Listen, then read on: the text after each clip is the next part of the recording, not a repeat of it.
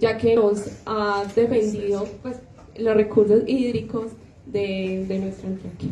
Estoy con el precandidato Edwin Arias, actualmente también precandidato al Senado, a la Cámara, perdón, qué pena. Y con el senador y representante, el doctor Iván Cepeda. Edwin. Gracias, buenas tardes a todos y a todas. Gracias por haber aceptado esta invitación que se hace en marco del pacto histórico en Antioquia. Dentro de esa necesidad que nosotros tenemos como Pacto Histórico Colombia también, de decirle al viejo gobierno, porque estoy absolutamente seguro que va a quedar en el pasado, y es que no podrán contener con mentiras la primavera que ya se está gestando en los corazones de nosotros, las personas libres. Nosotros hoy tenemos el difícil trabajo de dar el primer paso como generación hacia un mejor futuro, hacia un futuro en donde podamos ver reflejado primero la implementación completa de los acuerdos de paz. Nosotros, los que vivimos, los que nos hemos criado y hemos vivido, hemos desarrollado nuestra vida personal y profesional en lo más profundo del país, entendemos la necesidad y la urgencia de no de que nosotros estamos aquí para buscar un mejor futuro. Nosotros estamos aquí para buscar un mejor futuro para nosotros y para nosotras. Claro que también pensamos en nuestros hijos y nuestras hijas, pero nosotros hoy estamos aquí, el peor gobierno de todos los tiempos. Pero también estoy absolutamente seguro que nos va a tocar el primer mejor gobierno de todos los tiempos. Y nosotros somos responsables de lo que suceda con eso. No son otros, somos nosotros. Los que tienen que salir a votar somos nosotros, no son otros. Ellos están buscando sus alianzas desesperadamente, pero nosotros tenemos que buscar desesperadamente que se acelere la adjudicación de tierras a través del Fondo de Tierras. Nosotros tenemos que buscar que se implementen otras medidas para garantizar el acceso a la tierra y descongestionar los procesos agrarios que han sido retrocedidos durante el tiempo. Nosotros tenemos que garantizar que nos sigan matando los firmantes del acuerdo de paz, y eso tiene que ser hoy, no puede ser el otro gobierno, esto tiene que ser desde ya. En Ituango, de donde yo vengo, han matado 11 firmantes del acuerdo de paz.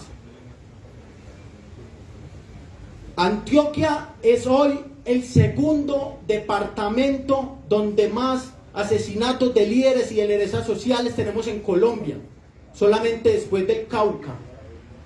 Aquí nos asesinan solamente por proteger la vida y nosotros tenemos que decirle no más a eso. Hace 8 o 15 días en Ituango, en el corregimiento de La Granja, a un niño de tan solo 11 años lo mataron por proteger la vida de su padre.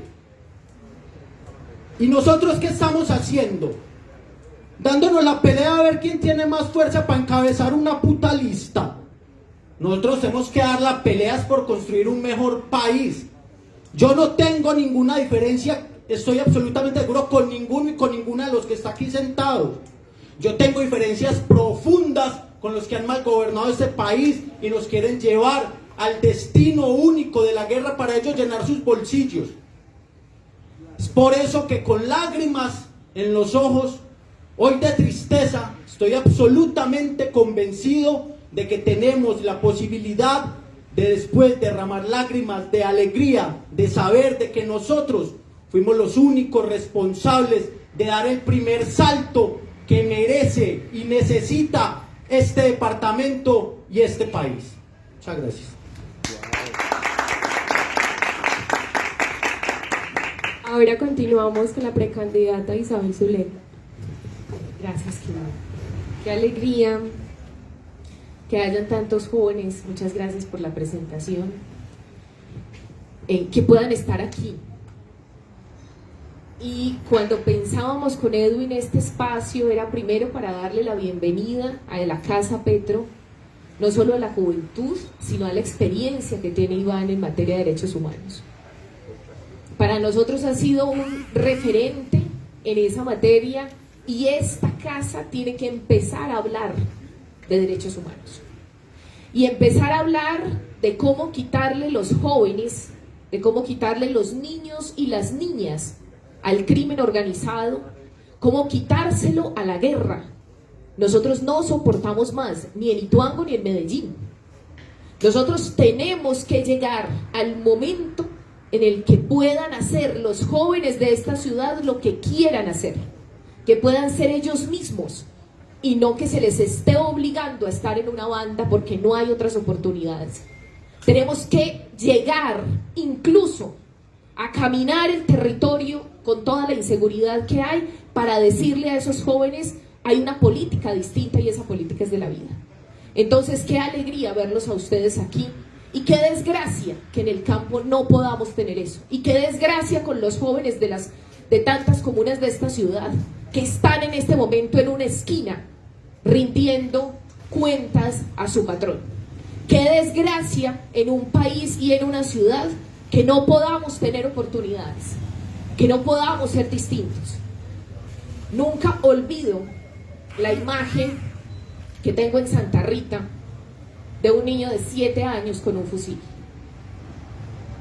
Y no la puedo olvidar sencillamente porque ese no puede ser el futuro de este país.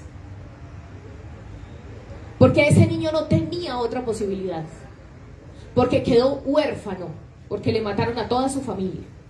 Y porque no había una institucionalidad, es decir, un Estado que nos ayudara en Ituango, que nos ayudara en la ciudad de Medellín, porque no lo hay, a proteger a esos niños y esas niñas que han quedado completamente solos. Tampoco olvido a esas niñas violadas en sus hogares, que huían hacia la guerrilla porque no había institucionalidad que pudiera decirle a esos padres que no podían hacer eso, que nosotras las mujeres no tenemos dueños y que nuestros cuerpos son nuestros. Y esas niñas salían a acudir a esos grupos porque no había Estado y no ha habido Estado. Nosotras no hemos tenido un Estado que proteja nuestra vida, que proteja nuestros cuerpos. Hoy el departamento de Antioquia es el primero en masacres en Colombia. Llevamos 88 masacres en lo corrido del año. Y de este tema hay que hablar, no lo podemos evadir. Todos los otros son muy importantes, pero tenemos que hablar de esto. Esto tiene que parar. 88 masacres en lo corrido de este año, de las cuales 14 son en el departamento del Cauca y 14 en el departamento de Antioquia, pero ojo, en Antioquia son más los muertos que en el departamento del Cauca. Empezaron una escalada, empezaron a matar de a 2, de a 3, ya estamos en 5 personas, en 6 personas. No podemos seguir diciendo que entonces vamos a hacer una política de espaldas, hablando de un montón de temas, de espaldas al sufrimiento de las familias que hoy, de esas 88 masacres, están esperando justicia. Y están esperando una justicia no de lo que veíamos el día de ayer, en el Día Internacional de la No Violencia contra la Mujer, no la justicia que juzga a las mujeres por intentar defenderse, no la justicia que está revictimizando a cada una de las personas que estamos denunciando, que cuando llegan ante los jueces les dicen: no, aquí no hay justicia para ustedes. Y quiero profundizar, aprovechando también la presencia de Iván, en un tema que casi no gusta en los medios de comunicación, que casi no hace mucha ni tiene likes, como la mayoría de nuestros temas, que es el tema de las cárceles. ¿Por qué profundizar en el tema de las cárceles? Porque es que Antioquia tiene la cárcel con mayor hacinamiento de Colombia. Y porque esas personas que están privadas de la libertad no dejan de ser humanos. Porque los defensores de derechos humanos somos para todos los seres humanos. No tenemos una clasificación de los seres humanos. Ser defensor de derechos humanos implica que todos los seres humanos tenemos dignidad y esa dignidad no se pierde ni incluso con una sentencia judicial. Nosotros tenemos la obligación de devolverle la dignidad a las cárceles de este país. No porque ellos no voten, entonces no vamos a hablar de eso porque estamos hablando de un tema de derechos humanos. Estamos hablando de que de las 11 cárceles con mayor hacinamiento en Colombia, de las 11 cárceles, 6 están en Antioquia. 6 quiere decir la mayoría del hacinamiento carcelario en este país está en este departamento. Y eso es una tremenda injusticia no solo para los privados de la libertad, sino para las familias.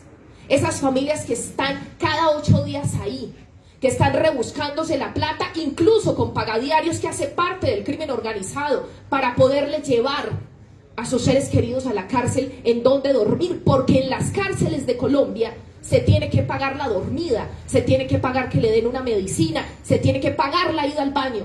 Eso no está bien, eso es completamente indigno. Y el mensaje que quiero mandar hoy, eso se tiene que superar en un nuevo gobierno. Y nosotros, los que le estamos apostando a los temas legislativos, tenemos que apostarle a que se supere esas condiciones de hacinamiento en las cárceles. Tenemos la cárcel de La Paz, con un índice de hacinamiento del 185.6%. Tiene una capacidad de 375 personas y hoy una población de 1.071 personas. 1.071 personas que no pueden ni siquiera acostarse y se tienen que turnar para acostarse. En esas condiciones no se va a superar la criminalidad. La criminalidad no se supera en condiciones inhumanas en las cárceles. Por eso, desde nosotros siempre hemos dicho, la cárcel no soluciona ni el crimen organizado, ni en Medellín, ni en Antioquia, ni en Colombia. Tendrá que haber otra solución, Iván. Tendremos que construir y decirle a la ciudad, ayúdenos a construir una solución distinta, porque la cárcel no ha sido la solución. Lo que hemos visto es que criminales de lesa humanidad están con un ladrón al lado. ¿Será que ese ladrón no se va a convertir en un criminal mayor cuando está al lado del otro? ¿Cuáles son los procesos reales de resocialización que hay en este país? Una sola cárcel en el país, una. Con tanto que tenemos en este país, una sola tiene posibilidades hoy de que los presos hagan una cosa distinta en el tema agrario. Una sola, y no es en Antioquia. Cuando tenemos una diversidad de todo tipo, los presos se están dedicando en las cárceles a sobrevivir, y eso no está bien. Las familias entonces están condenadas al igual que sus seres queridos en las cárceles. La segunda cárcel con mayor hacinamiento es la de Santa Bárbara, con 172% de hacinamiento. La tercera, la de Andes, en el suroeste antioqueño, con el 150%. La cuarta, de Apartadó, con el 135%. La quinta, la de Caucasia, con el 112% de hacinamiento. No estamos hablando de que en esas cárceles cabe más gente. No, es que ellos son gente que no se le puede ir metiendo a este espacio más gente porque sencillamente se hace invivible esas cárceles. Y otro dato que me pareció muy interesante también para hacer las propuestas es que cada interno le cuesta al país de manera mensual 2.392.370 pesos. 2 millones de pesos que no sabemos en dónde están porque no es para la dignidad de ellos. 2 millones de pesos que lo que están generando es corrupción, porque hoy hay corrupción en las cárceles. Hoy el crimen organizado también se sigue dirigiendo desde las cárceles.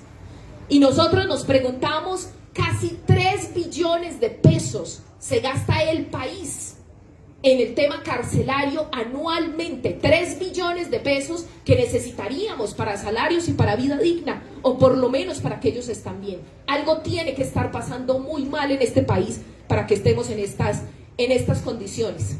No hay para nosotros hoy La cárcel de menor hacinamiento está en Yarumal, es una cárcel pequeñita y tiene condiciones de hacinamiento, y conversábamos nosotros en el norte, en Jericó, en el suroeste, Puerto Triunfo, decíamos, tan raro que vemos ese índice de hacinamiento tan bajo, Iván, pero tampoco tienen camas. Hay algo que también está pasando con esos datos, porque tampoco hay camas, tampoco hay baños para todos, y sin embargo en el índice aparece muy, muy reducido. Pero lo otro que quería compartir con ustedes es el tema de violación de derechos humanos. Obviamente tengo que hablar de ello, y justo con lo que pasó hoy, con la segunda instancia de los responsables fiscales en el proyecto hidroeléctrico de Hidroituango. ¿Qué tiene que ver eso con los derechos humanos? Nosotros iniciamos un proceso hace mucho tiempo de las afectaciones en el norte, occidente, Bajo Cauca, en todos los entes de control. Cuando inició el proceso de responsabilidad fiscal, lo primero que decíamos es que temíamos la presión y la independencia de los organismos de control.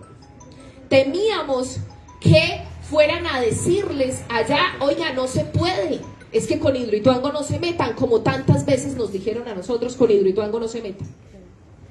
Iniciamos un proceso, una campaña internacional para que los organismos de control mantengan su independencia, y hoy uno de los abogados de Sergio Fajardo sale a decir, eso de lo internacional, ¿cómo así? O sea, nosotros hacemos la tarea juiciosa, disciplinada, de denunciar como nos corresponde, y ahora los organismos de control, los organismos internacionales que hacen llamados no les sirve. Es decir, se acomodan a las circunstancias porque el fallo no les es favorable. Si les fuera favorable, entonces sí, los organismos de control vengan, los organismos internacionales, Naciones Unidas. ¿Eso qué quiere decir? Que tenemos una justicia acomodada.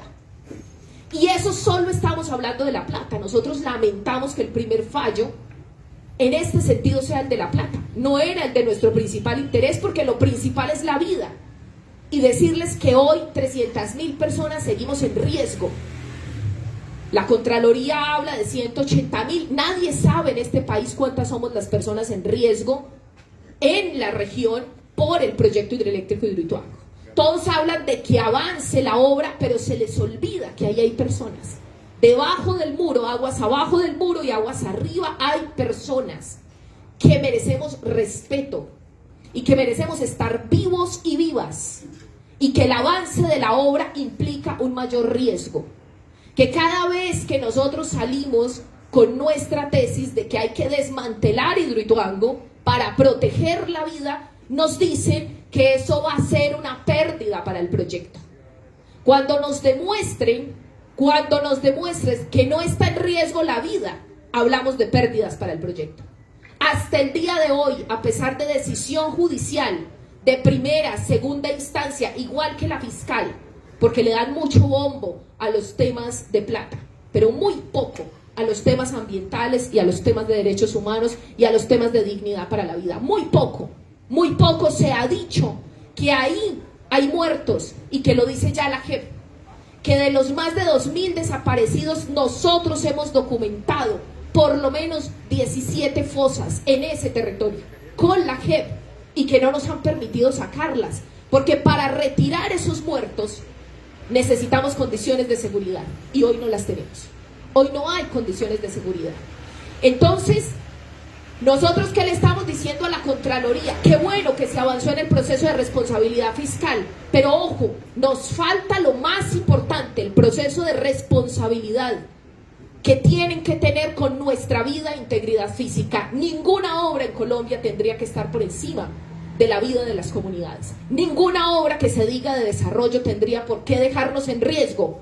Hoy los túneles que nos generan ese riesgo no están taponados. No le han dicho al juez de control de garantías qué va a hacer para cuidar nuestra vida. La gente sigue sin comida, el río no se ha recuperado, no hay pescado, no hay posibilidades de cultivar ahí, sencillamente porque está en incertidumbre, porque nadie nos ha dicho ese proyecto no genera riesgo. Es lo único que hemos pedido. Hasta tanto no se nos diga que ese proyecto no genera riesgo, nosotros vamos a seguir insistiendo, el proyecto se debe desmantelar, porque en este país no puede seguir ocurriendo que haya proyectos de supuesto desarrollo por encima de la vida. Muchas gracias. Muchas gracias, Isabel, por las palabras. Ahora toma la palabra el senador Iván Cepeda. Muchas gracias. Bueno, me va a quitar esto. Decirles algunas palabras. Me siento muy grato estar aquí, en este departamento que tanto quiero, que puedo decir conozco de alguna manera profunda, en el que me merece tanta admiración el trabajo que hace la gente que quiere un cambio político y social en Colombia, porque se enfrenta al mal absoluto en muchas de sus formas, porque tiene la dignidad y la valentía de sacar adelante cambios políticos como los que hemos visto en estos años. Y me place más estar en esta casa. Yo les pediría al final que nos tomemos una fotico todas y todos aquí en la fachada, porque lleva un buen nombre, el nombre de Gustavo Petro, que es el candidato que hoy, de lejos, no solamente encabeza las encuestas en este país, sino que tiene la propuesta más seria, más profunda, más transformadora de la sociedad colombiana, frente a lo cual nosotros, candidatos o pseudo candidatos y candidatas, lo único que atinan a decir es ataques personales, calumnias, injurias, pero nada de fondo y sustancial. Petro es superior intelectualmente a todos los candidatos mediocres que estamos viendo en las otras esferas de la vida política. Mi visita tiene un propósito muy claro y es el de afirmar aquí públicamente que respaldo de manera decidida y plena las candidaturas de mi querido compañero Edwin Arias y de mi querida compañera y amiga Isabel Zuleta. Y quiero para ellos una fuerte porque ambos representan desde su perspectiva cada una particular lo que queremos del pacto histórico. Representan resistencias, luchas, ideales que han ido plasmando en su vida y en su trayectoria como líderes, lideresas sociales y políticos en este departamento y en el país. Voy a hablar de tres características que me parece están simbolizadas aquí. Una primera es que durante mucho tiempo hemos dado una lucha por las víctimas en este país.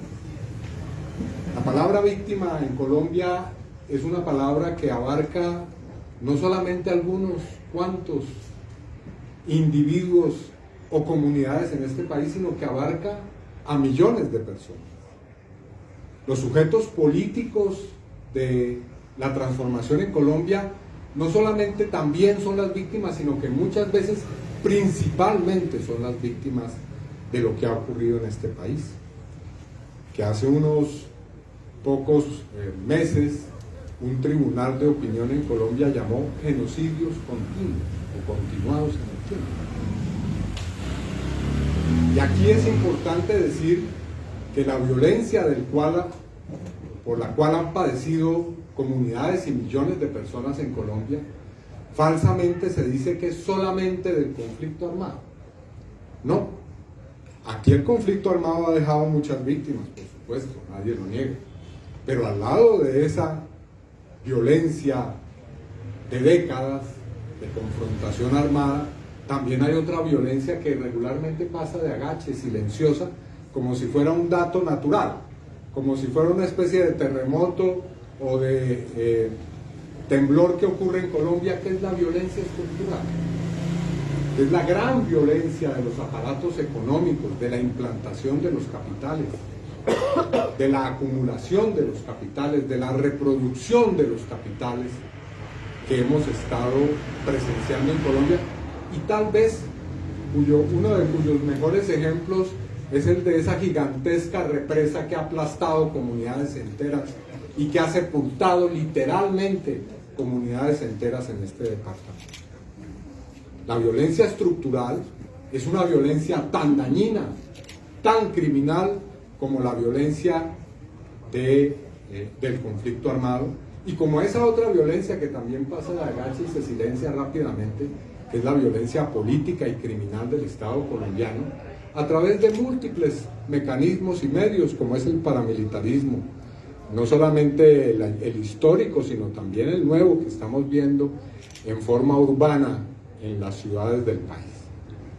Entonces esa lucha la representan bien tanto Isabel como Edwin, porque han sido figuras emblemáticas que se han opuesto y que han resistido y que nos han hecho saber la verdad sobre ese crimen que es la implantación de un modelo económico sobre comunidades y sobre territorios en nuestro país. Un segundo asunto que ha sido fundamental aquí y que ya se mencionó es la lucha histórica que hemos dado por una paz seria en Colombia, que hemos librado con muchas dificultades y muchos costos, especialmente en estos últimos 5 años que han sido difíciles, pero que han traído un acumulado muy importante.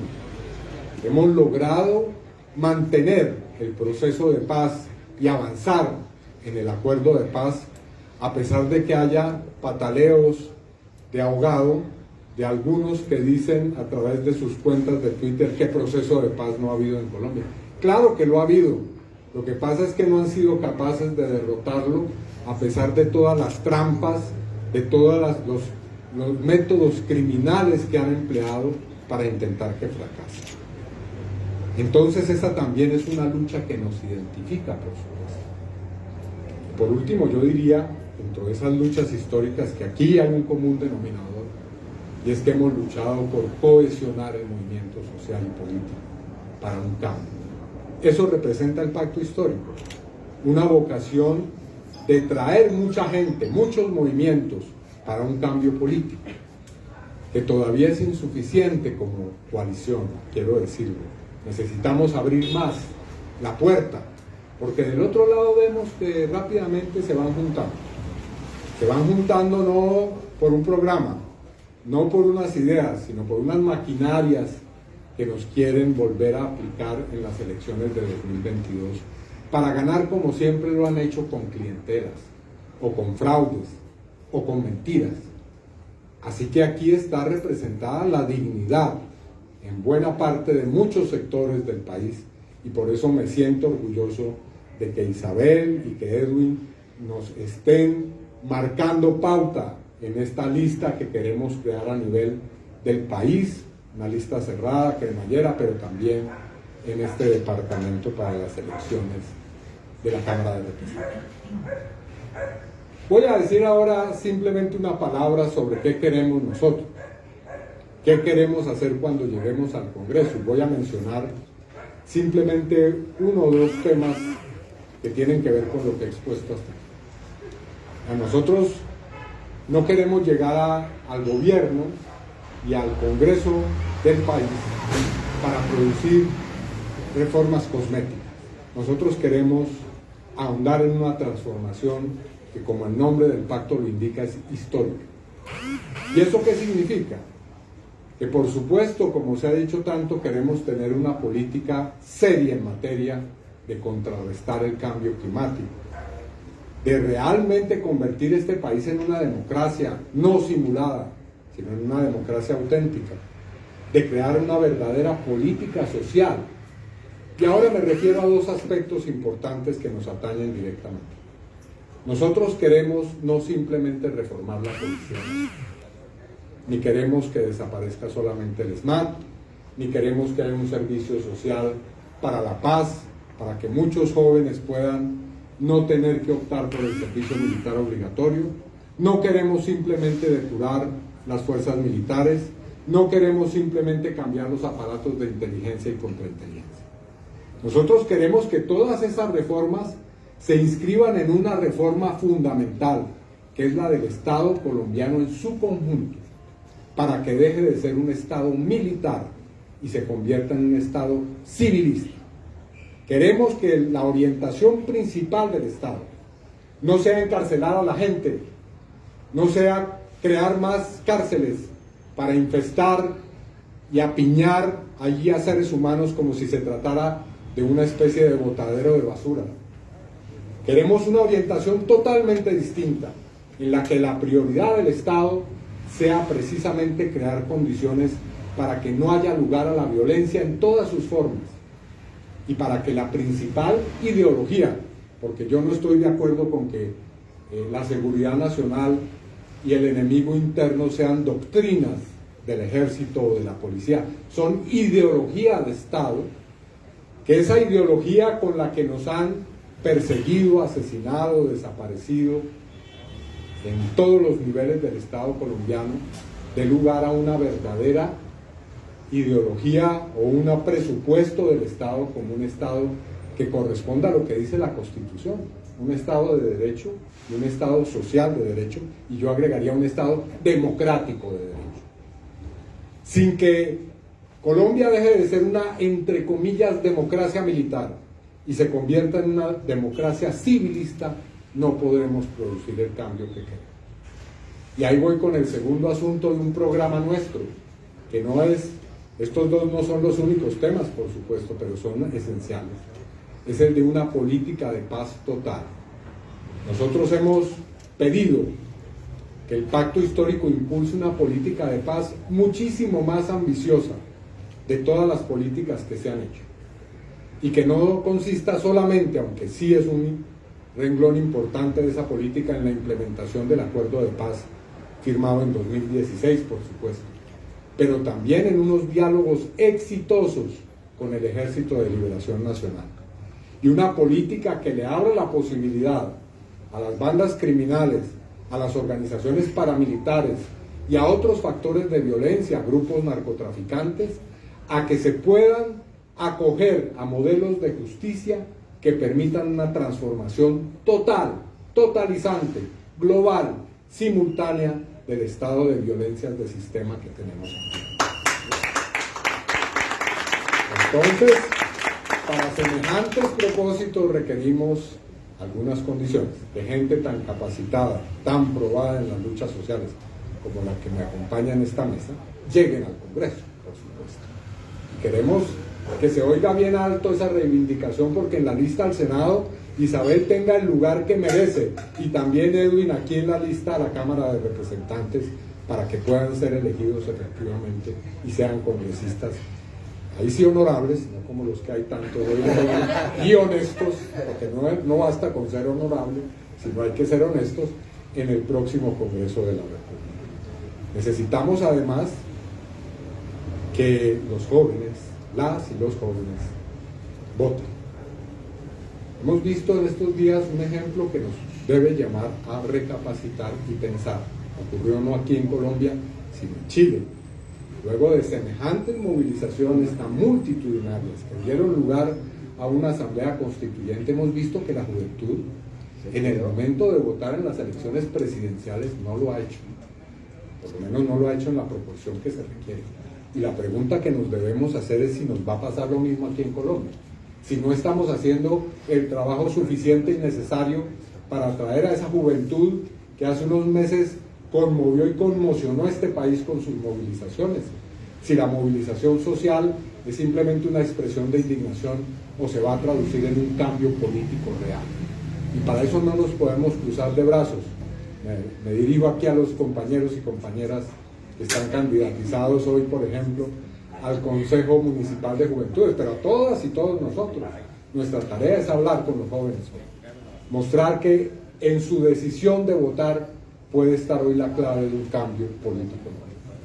Y por último, necesitamos una gran, amplia, masiva convocatoria de unidad, mediante la cual, pues por supuesto, los sectores progresistas y de izquierda que representamos los movimientos sociales estén, pero que también estén otros sectores. Eso tenemos que hacerlo pronto. No se olviden que en el año 2018 este tema se dejó para el último momento, y algunos se fueron en una perspectiva de defensa del mundo animalista a ver ballenas, y otros se cruzaron de brazos y al final no se pudo hacer lo que queríamos, que era en ese momento obtener una victoria. Y en esta oportunidad, que sí tenemos esas condiciones para lograrla, debemos concitar la más amplia unidad. Ahora, quiero decir lo siguiente. Nosotros somos gente que ha sido forjada en muchas luchas, en muy diversas pruebas políticas, y estamos preparados para cualquier escenario.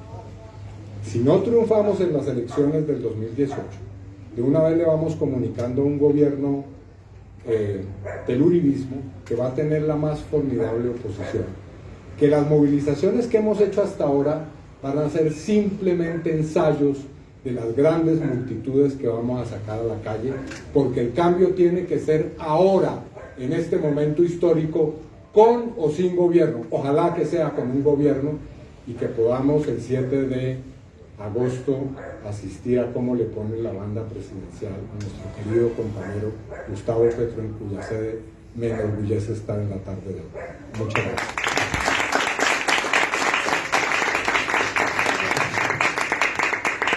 Bueno, muchas gracias pues por esas palabras, y me parece pues muy importante y recalcar el tema de la transformación como pacto histórico. Ahora vamos a dar una ronda de preguntas que sean aportes y preguntas contundentes, porque el senador tiene pues otra agenda a las 4 de la tarde. Preguntas, aportes. Buenas tardes, mi nombre es Luis Fernando Quijano, soy el presidente de la ONG Corpades y director de la agencia de prensa Análisis Urbano. Los escucho y hablan del tema carcelario, del tema del crimen en lo urbano, en lo rural y demás. Y hay un tema que nos llama mucho la atención, el tema del crimen transnacional. Gustavo Petro ha lanzado posiciones sobre la presencia de los carteles mexicanos en Colombia. ¿Qué hacer desde el Senado, senador Iván Cepeda? ¿Qué haría una persona como Isabel Cristina frente a ese crimen transnacional? ¿Cómo cerrarle el paso o bajarle poder al crimen urbano? Y cómo hacer lo mismo con el crimen urbano rural, que lo representan las AGC mayoritariamente, senador.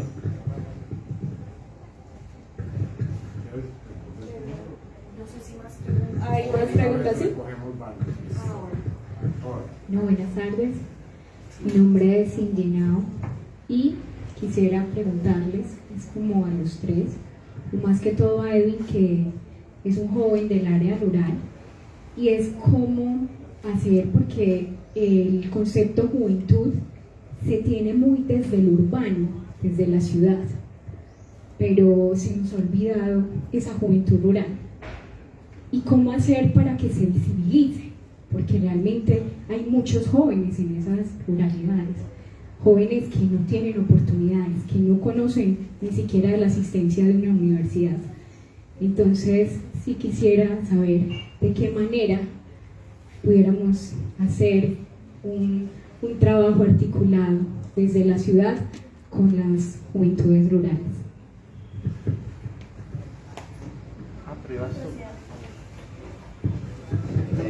Bueno, buenas tardes a todos y todas. Buenas tardes a ustedes y agradecidos de que estén acá con nosotros. Creo que es un espacio muy importante. Mi nombre es Breiner Cano, hago parte de la lista del CMJ por el Pacto Histórico, avalado por el Pueblo Democrático Alternativo, al igual que las compañeras que están acá presentes. Y me llama mucho la atención lo que hablaban ahorita, la participación juvenil. Es importante porque si nosotros no participamos, ¿qué cambio va a haber? ¿Cierto? Somos 11 millones de jóvenes, tenemos la posibilidad de cambiar. ¿Cómo desde sus posiciones fomentar también esa pedagogía para que entendamos que hay que votar? Que no solamente quedarnos en las calles movilizándonos, sino también transformar eso en las urnas, que desde ahí es el primer paso para empezar a dar un cambio. ¿Cómo es el apoyo? ¿Cómo es el fomento? Y cómo apoyarnos también a nosotros en el CMJ, que es el primer paso y el primer encuentro que tiene el pacto para medir fuerzas en las elecciones. Bueno, mucho gusto. Primero, mi nombre es Susana Boreal. Pues yo quisiera como primero dar un poquito de contexto acerca de lo del estallido social. Tenemos en 2018 lo que pasó con Esteban Mosquera, pues que fue mutilado, perdió su ojo. En 2019 tenemos la muerte de Dylan Cruz, y que empiezan todos estos perfilamientos también a las personas que hacían parte de las protestas sociales. En 2020 13 personas fueron asesinadas en una misma noche también en las protestas. Y esto, bueno, estoy hablando obviamente de casos principales, pero la cantidad de mutilamientos y de personas que han sido asesinadas, y este 2021 que hemos visto que ha habido todo esto y que realmente no ha habido un real proceso de reparación de las víctimas o de judicialización de los actores que han cometido estos crímenes, y que en 2021 hemos visto que se han ido con toda la violencia, y que este año muchos de esos líderes de la protesta social están siendo judicializados, están siendo perseguidos, estigmatizados, que los están llevando a la cárcel por terrorismo, simplemente por levantar la voz, y que se está desestructurando toda la protesta social. Pues estos líderes sociales, estos líderes de la protesta social, perdón, tienen unas agendas que se tienen que recuperar, porque se está destruyendo literalmente, se están destruyendo a todos estos jóvenes. Entonces, si estas personas fueron los que han puesto en jaque al gobierno, y han podido parar todo un país, que han podido demostrar la violencia del Estado, ¿cómo vamos a hacer? O sea, nosotros tenemos que primero defender a la juventud y tenemos que defender la protesta social. Si estos jóvenes que están siendo judicializados, entonces, ¿cómo vamos? ¿A qué mecanismos? Bueno, son tres preguntas. Uno, ¿qué mecanismos vamos a utilizar para ayudar a estas personas que están siendo judicializadas? La segunda es, ¿cómo darle voz a estas personas? ¿Cómo darle, nosotros no tomar las voces de ellos, sino cómo realmente escuchar a estas personas, cómo darles voces y cómo defender las agendas que ellos tienen, cómo darle voz a las agendas de las personas del estallido social? Ya, solamente eso. Buenas tardes, mi nombre es Isaac, vengo del Oriente, y una vez en medio del análisis que hacíamos de las violaciones de derechos humanos en la región, le preguntábamos a los líderes y lideresas cuál era el principal actor que los vulneraba en términos de derechos humanos. La respuesta, digamos que era obvia, ¿cierto? Actores paramilitares, pero cuando veíamos los hechos, era desde la institucionalidad donde se ejercían los señalamientos, la persecución y todo lo que es de estigmatización. Eso nos evidencia algo que acá, para decirlo de forma rápida, pues el paramilitarismo primero fue un ejército de ocupación, luego de control territorial, luego de cooptación institucional, y ahora es una expresión ideológica, porque ese es uno de los problemas de fondo. Las prácticas sociales genocidas, los camisas blancas de Cali y toda esa gente que se hace llamar gente de bien, son expresiones civiles paramilitares que no necesitan una estructura armada para salir a hacerle choque a la movilización social y a quienes ejercemos oposición en este país. Entonces, ¿cómo vamos a enfrentar esa última fase del paramilitarismo, la que está acá, el fascista que llevamos dentro? Esa es la pregunta que deseo dejar en el escenario. Compañera Leda. Buenas, yo soy Lida Mejía, vengo de apartado. Mi pregunta es, ¿en qué quedó o en qué va el proceso de paz con las AGC? Porque pareciera que el Centro Democrático se acomodó realmente en tiempo de elecciones y eso se quedó callado. Yo hablo del tema porque en mi región es un tema muy álgido, allí todo lo manejan estas personas. Entonces, ustedes como candidatos, ¿qué propuestas tienen para el tema con las AGC en Urabá, por lo menos?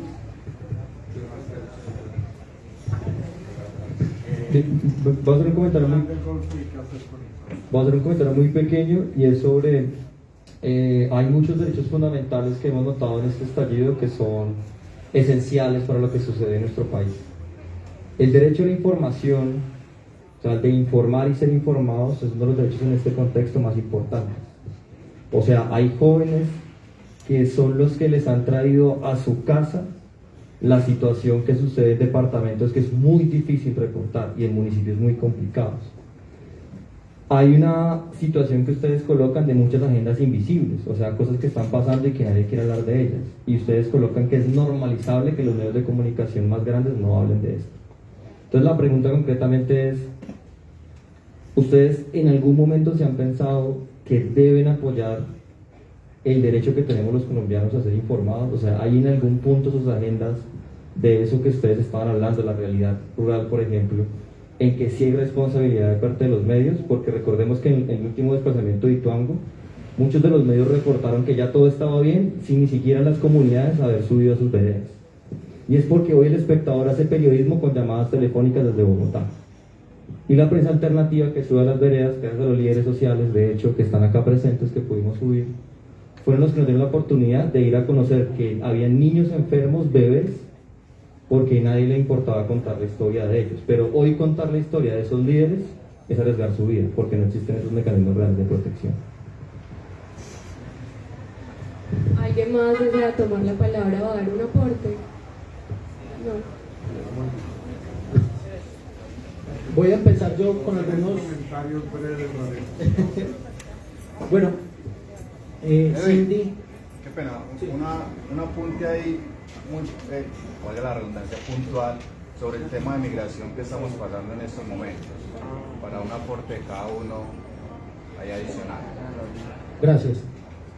Bueno, yo creo que aquí hemos tocado, o ustedes tocaron como temas demasiado álgidos y que han estado siempre dentro del escenario público, por decirlo de alguna forma. Para contestarle a Cindy muy concretamente, yo ni siquiera sabía que existía la universidad cuando me gradué de 11 en Ituango. Pues tenía la idea de que uno no tenía mucho la idea de cómo uno llegaba a ser médico, pues la verdad, pues dentro de mi entendimiento de la vida. Entonces, primero, esas grandes distancias y esas rupturas que hay desde lo urbano y de lo rural. Yo me presenté a la Universidad Nacional, de la que soy egresado de Ciencia Política, porque me gané un concurso de poesía y con eso tuve la plata para comprar el formulario, presentarme, y ya la universidad pública hizo el resto, pues de graduarme, sin quitarle todos los méritos que se merece mi mamá y la familia, pues que fueron como los que lograron que me pudiera graduar. ¿Esto para qué? Para poder contestar sobre las diferencias enormes que existen dentro de lo rural y dentro de lo urbano. Digamos que hay una cuestión con el proceso de paz, y es que el 95% de las personas firmantes del acuerdo de paz, de los 13.000, solamente el 5%, es decir, unos 680 y algo, no se sabe en dónde están, o si tal vez volvieron a estructuras criminales. Es decir, que el 95% de los firmantes del acuerdo de paz se han mantenido dentro del acuerdo de paz, pero lo alarmante de esto es que las cifras de reclutamiento se han aumentado. Es decir, que hay nuevos reclutas dentro de los diferentes grupos armados, y que la carne más fresca para esto es absolutamente la de los y la de las jóvenes.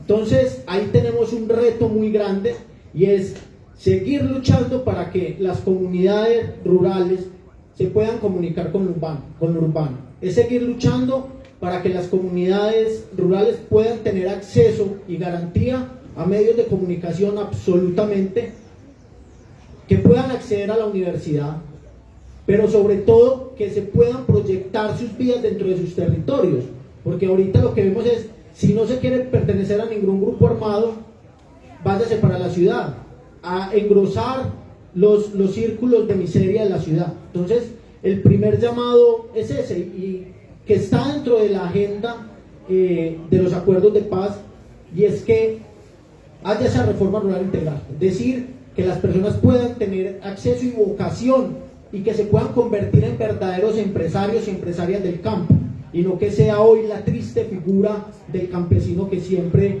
está mal. Entonces yo creo que poder comunicar lo rural con lo urbano es absolutamente urgente y necesario, y esto tiene que ver también con las peticiones que se hacen desde el estallido social de este año, del año pasado, que son cuestiones que nosotros, yo me gradué de la universidad hace 10 años, no soy tan joven, pero digamos que durante mis 8 años que duré en la universidad, en la agenda siempre mantuvimos las cuestiones que hoy se están reivindicando también, o que están pidiendo ser reivindicadas. Es decir, no ha habido una atención estructural por parte del Estado para esas necesidades que estamos exigiendo y que llevamos históricamente exigiendo las juventudes. Que nosotros somos rebeldes no por ser jóvenes, nosotros somos rebeldes y revolucionarios porque este país merece y necesita un cambio y una transformación. Que eso es lo que siempre nos han querido decir: ustedes no pueden decir nada porque son muy jóvenes, los que sabemos manejar este país somos nosotros. Y miren en el desastre en el que estamos. Y esa es la responsabilidad que nosotros tenemos de salir a votar. Ya se demostró que por la vía armada no era el camino. ¿Cuántas veces más necesitamos nadar sobre el río de sangre para comprender que solamente dialogando, negociando y acordando es que podemos sacar adelante este país? Entonces el llamado indudablemente tiene que ser la transformación de la participación electoral de los jóvenes y de las jóvenes. Muchas gracias.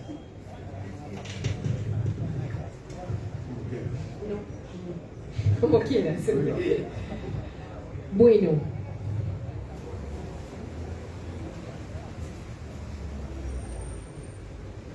yo creo que nosotros no tenemos, y lo hemos dicho, como la apuesta que tiene el movimiento y que ha tenido históricamente, es la construcción colectiva, Fernando, de las salidas a los problemas.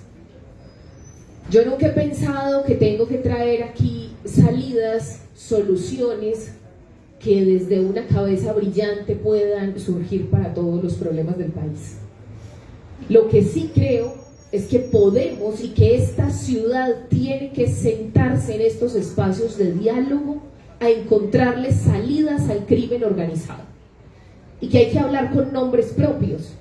Y que esta ciudad colectivamente, no desde la brillantez de uno o de una, tiene que decir cuál es la salida para evitar el reclutamiento de los jóvenes en las más de 300 bandas que se tienen en el Valle de la Aburrá. Y que la oficina de Envigado tiene que ayudarnos, porque es que no todos los integrantes de la oficina de Envigado son esos que hay detrás, no, esos jóvenes que no quieren estar ahí, que también tenemos que sentarnos con esos jóvenes que no han tenido oportunidades a decir cómo encontramos una salida conjunta al problema que tenemos del crimen organizado en el Valle de la Aburrá, que tiene consecuencias en todo Colombia, y por eso la responsabilidad de este departamento. La oficina, o la que conocemos como la oficina, tiene presencia en las 9 subregiones de Antioquia, tiene presencia en Risaralda, tiene presencia en Caldas. No estamos hablando de un asunto menor, la responsabilidad que tenemos en Antioquia, es decir, colectivamente, entre nosotros, cómo podemos salir del estado de criminalidad organizada, que además es el que opera en esta ciudad. ¿Cómo es posible que hoy hayan cuerpos desmembrados que bajen por el río Medellín y que nadie nos quiera hablar de eso? ¿Cómo nos pueden decir a nosotros que en el municipio de Bello ha bajado la criminalidad cuando pasan esos cuerpos por el río y se encuentran es abajo en Barbosa y se encuentran es después de Bello? ¿Cómo nos manejan los datos en esta ciudad cuando nosotros sabemos que siguen desmembrando, que siguen habiendo casas de pique? Eso no está bien. Primero, y el primer paso para la pregunta que nos hacen es decirnos la verdad. Nosotros tenemos que hablar con la verdad. Eso es una responsabilidad ética. Nosotros no podemos seguir diciendo que Medellín está bien. Al comandante de policía de Antioquia le preguntábamos, y al comandante de policía del Valle de la Aburrá le tenemos que volver a preguntar qué pasó hoy, el día de hoy, con ese cuerpo que se acaban de encontrar en una maleta. ¿Por qué no nos hablan de eso? ¿Y por qué los medios de comunicación, como lo decía el compañero, no nos quieren hablar de eso? Esta ciudad necesita información real y veraz. Y el compromiso, el primer avance, el primer paso que necesitamos es decirnos la verdad. Esto no es un asunto simplemente de la discusión de que no, es que la institucionalidad nos dice que se llama Clan del Golfo, ellos se llaman AGC. Ese no es el punto. Ese no es el punto, o de si son más o menos bandas. No, nos tiene que decir la verdad cuántos son los muertos diarios. ¿Por qué estamos en esta situación de tortura diaria? Porque esas familias de esos jóvenes que están en el crimen organizado también son familias colombianas. Y nosotros tenemos que construir una salida al crimen organizado pensando en esas familias también. No solamente en cómo castigar a los que han cometido delitos, sino en cómo recogemos a una familia que es víctima de ese reclutamiento. El crimen organizado transnacional, lo veía hace poco en una reciente entrevista que nos hacían en un medio internacional, decían: por Colombia pasa todo el crimen del mundo. ¿Por qué no nos hablan de eso? Nosotros necesitamos hablar de cuántas bandas hay aquí de ese crimen organizado transnacional.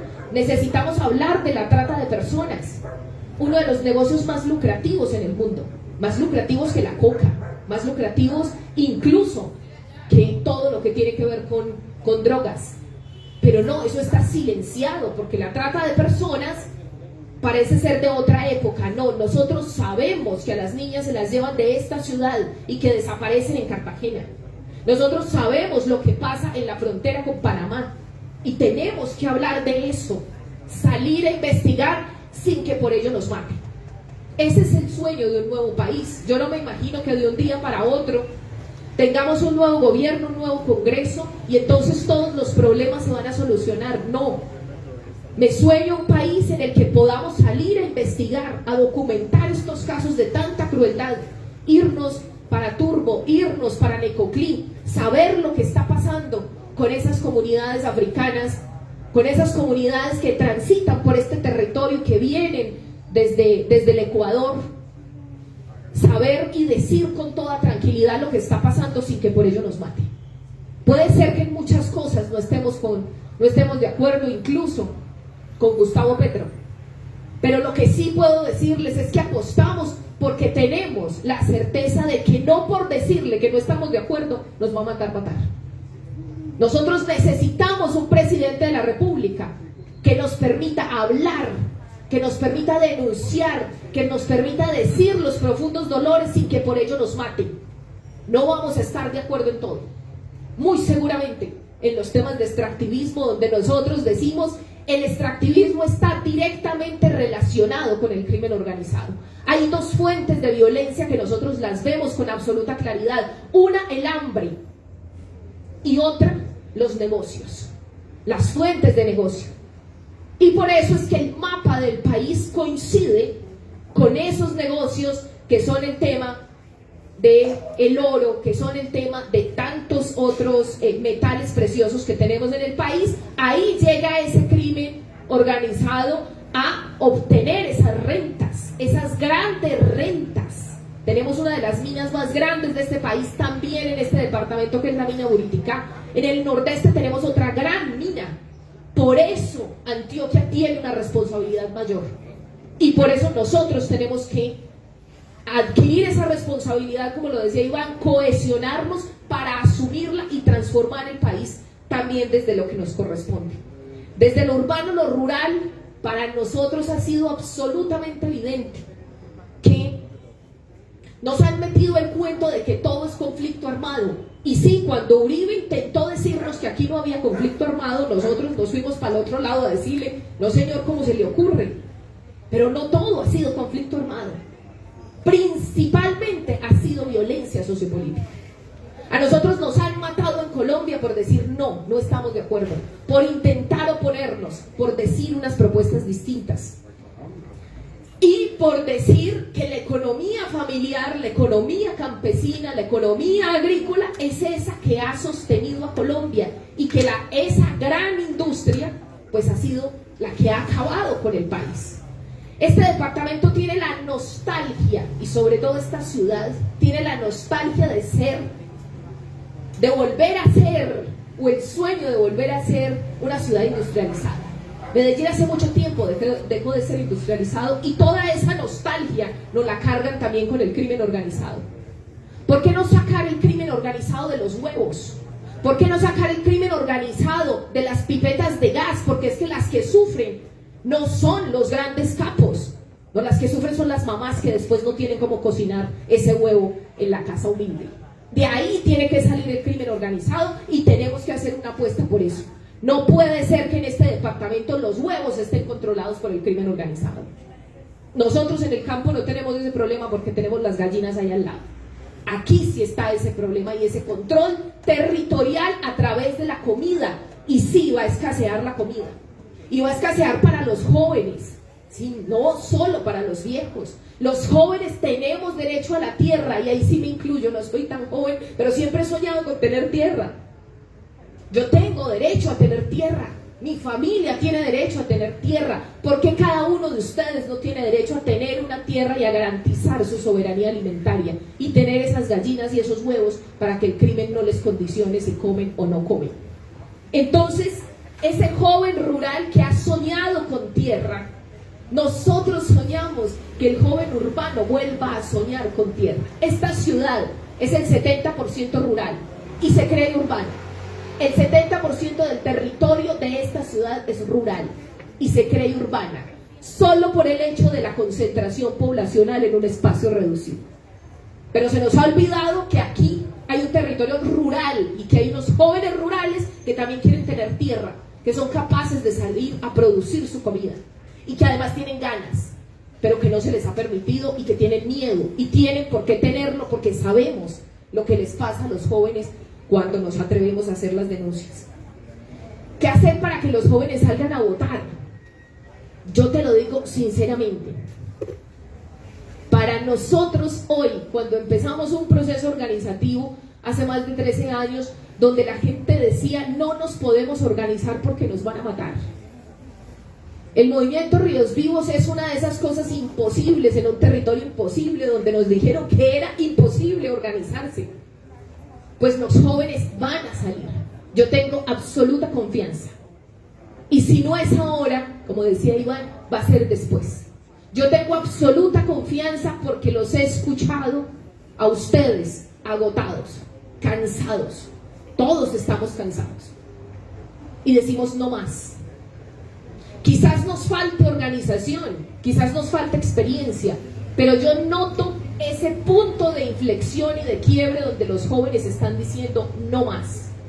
Y me duele lo que decía ahorita la compañera, escuchar a los jóvenes en la ruralidad de Nituango decir preferimos no soñar con la universidad porque sabemos que eso para nosotros no es, como lo decía él.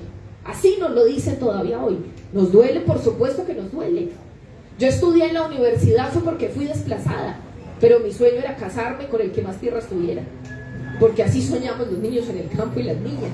Bueno, me casé con un médico y no tiene nada de tierra. De todas maneras, ahí está todavía la esperanza de llevar la esperanza al campo. ¿Sí? Nosotros tenemos la obligación de llevar la esperanza. Y el principio del movimiento Ríos Vivos fue permanecer en el territorio. Nosotros no queremos que el factor de migración sea la salud para los adultos mayores porque no hay en el campo. Que el factor de migración sea la educación para los jóvenes y que para todos, chiquitos, grandes, medianos, sea la violencia. Tenemos que parar esos factores de migración y acoger a los migrantes venezolanos con todo el amor. No está bien esa segregación, no está bien esa discriminación. Los que hemos sido desarraigados nos duele porque nos han tenido que recibir en otro territorio la manera como se maltrata a los migrantes, la manera como se les acusa de los peores crímenes. No estoy diciendo que no estén en las bandas porque sabemos que así es. No estoy diciendo que no estén siendo parte de grupos armados, no lo estoy diciendo porque sabemos que así es, pero no bajo su condición de migrante. El problema no es que porque ser migrante entonces hace parte de una banda criminal, no, es porque no sabemos acogerlos. Yo agradezco una ciudad que me acogió después del desplazamiento y le agradezco a Venezuela, a todas las personas que acogió desplazadas de este país, y tenemos que tener una política de amor y de recogerlos para que estén aquí mientras mejoran las condiciones en su país. Duele mucho la discriminación que se ve en Antioquia, duele mucho la manera como se les maltrata, pero también le da a uno esperanza los sitios en los que les están dando comida de manera autónoma, porque no veo ahí al Estado y pide un montón de plata para eso. He visto a la pastoral social en Palmira con sitios de comida, atendiendo a los niños, a los adultos, atendiendo a los migrantes, y eso le da a uno esperanza, pero no tendría que ser el papel de la iglesia, sino el papel del Estado, que sabe de su responsabilidad. Yo creo, Susana, que el tema de la defensa de la juventud tiene que ser en la voz de la juventud. Hay algunos que nos sentimos más llamados a decir algunas cosas, pues porque desde jóvenes hemos estado en esta lucha social, pero definitivamente tiene que ser en la voz. Esa voz a través de otros se distorsiona. Esa voz, así la queramos acoger, nuestro papel es acompañar. Por eso no es un asunto de adorno, no es vengan los jóvenes, y lo hemos dicho también, y Iván lo sabe, porque soy la candidata más joven al Senado, soy la candidata más joven siendo no tan joven, y entonces se me acusa de que no tengo experiencia, de que no tengo un montón de cosas, y entonces nos llamaron a participar y después se nos dice que no tenemos un montón de cosas. Yo creo que hay que correr ese riesgo, y felicito a todos los compañeros y compañeras que toman ese riesgo hoy, porque meterse en esto no es fácil, y menos en el departamento de Antioquia. Esa voz es sumamente importante. Felicitarlos por asumir ese riesgo que yo por muchos años me negué, y que todavía no estoy como del todo cómoda, pero bueno, ahí vamos. Pero es absolutamente necesaria, Susana, tu voz, la voz de los demás compañeros del CMJ, acompañarles ahí en lo que nos sea posible. Esa voz no es reemplazable, no se puede hacer por otros, y por eso la importancia de estas candidaturas, y ayudar también en que esas candidaturas y esa agenda sea la de ustedes. El programa de lo juvenil en el pacto histórico tiene que ser construido por los jóvenes, no tiene reemplazo, no puede ser por otro, tiene que ser construido por ustedes. Pero ustedes no pueden pedir permiso a los adultos. Y se los decía de manera amorosa en un espacio, no es que cuando nos van a dejar, no, ustedes no pueden pedir permiso. Si nosotros hubiésemos pedido permiso para bloquear Hidroituango, nunca nos lo hubieran dado. Entonces ustedes tienen que arrojarse y tomarse ese papel que les corresponde de lo programático en el pacto histórico dentro de lo juvenil. Es a ustedes a los que les corresponde hacerlo en lo territorial y en lo nacional, y nosotros, Susana, asumir el compromiso de defender esa agenda de lo que ustedes nos digan, no de lo que se nos ocurra desde el adultocentrismo que necesitan los jóvenes. Son los jóvenes los que nos deben decir a nosotros qué necesitan. Finalmente, el derecho a la información. Cris, si hay algo que nos duele a nosotros en el movimiento, es saber que se prohibió que se mencionara el nombre de Ríos Vivos. Nosotros sabemos qué es el bloqueo en materia comunicativa, y lo hizo Sergio Fajardo en su gobernación. ¿Por qué? Porque es que el nombrar hace el existir. Por eso es tan importante que se nombre al campesinado invisibilizado hoy. En el Estado colombiano, en la Constitución Política de Colombia, no existe el campesinado. La existencia nuestra, el nombrar a un movimiento social parado en la calle mientras un gobernante decía no lo nombren. El derecho a la información lo que hace es proteger también. Nosotros tuvimos que ir a lo internacional para que se hablara de la existencia de Ríos Vivos. Porque es que el que no existe no hay obligación de proteger. El Estado tiene la obligación de protegernos, de garantizarnos los derechos, y no lo hace si no existimos. Bueno, si existimos tampoco, pero dijéramos que menos. Entonces, el derecho a la información pasa por visibilizar las causas sociales y pasa por visibilizar las problemáticas y a los sujetos que estamos en esa problemática. Nosotros sí tenemos la firme intención, Cris, para la directa, para los medios de comunicación alternativo, que Antioquia recupere una pérdida invaluable de las emisoras comunitarias. Antioquia es el único departamento de este país que no tiene las emisoras comunitarias, que la tiene la Iglesia Católica y que la tienen los municipios. Nosotros vamos al departamento del Cauca, ellos tienen sus emisoras comunitarias para transmitir los mensajes que quieran, en su lengua, en su propia lengua. Nosotros en Antioquia no tenemos eso, lo perdimos y tenemos que recuperarlo. Pero además tenemos que recuperar la potencia de esas voces alternativas que debería ser Teleantioquia. Teleantioquia no tendría que ser de la gobernación de Antioquia para que le haga fama al gobernador de turno, ni tampoco Telemedellín, tendría que ser de la ciudadanía porque es con recursos públicos. Sí que nos falta para eso, pero el canal público y la televisión, la emisora, los distintos medios de comunicación públicas tendrían que ser para el ejercicio de lo público. Muchas gracias. Bueno, me voy poniendo de pie porque también tenemos que ir saliendo y ya me están acosando para ir a otro compromiso, pero diré dos cosas. Primero, una historia breve, y es la siguiente. En el año 2015 llegó una carta de Otoniel en la que proponía un diálogo con Juan Manuel Santos. Yo se la entregué al presidente de ese momento. Comenzó un proceso. Plan del Golfo designó 3 voceros y comenzamos ese camino. La primera exigencia del gobierno era que el Plan del Golfo, ante el fiscal general de la Nación, primero fue el fiscal encargado Perdomo y después Néstor Humberto Martínez, hiciera una narración lo más detallada posible de qué era como organización. Yo estuve en la reunión en la que ellos relataron que son una organización supremamente poderosa, miles de personas, que tiene una combinación muy extraña de historias, lo que fue el EPL, lo que fueron los paramilitares y lo que son ellos hoy.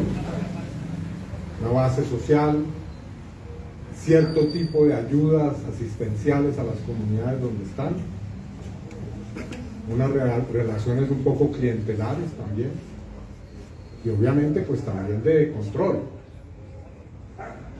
Y en un momento recuerdo que uno de sus voceros dijo: bueno, a ver, doctor Néstor Humberto, para que usted entienda bien qué somos, nosotros somos como la DIAN.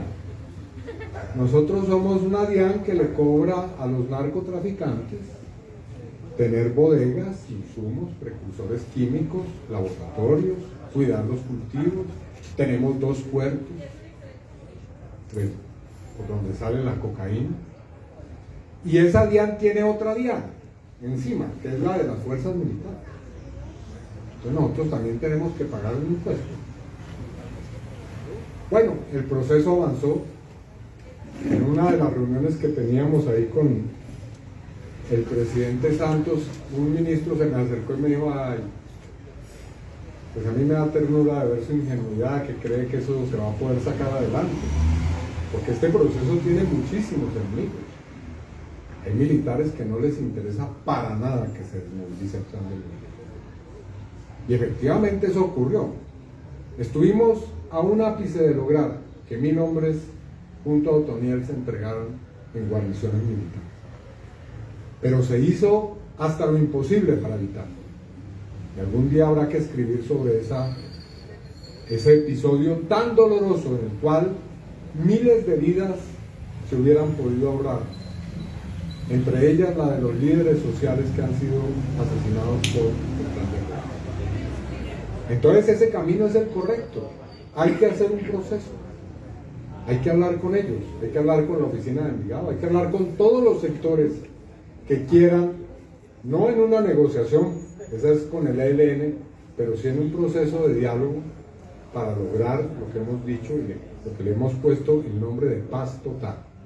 Así que en nuestra propuesta programática, que no quepa duda, vamos a hacer todos los esfuerzos necesarios para desactivar ese tipo de factores mediante el diálogo y mediante no una política exclusivamente penal y de persecución penal.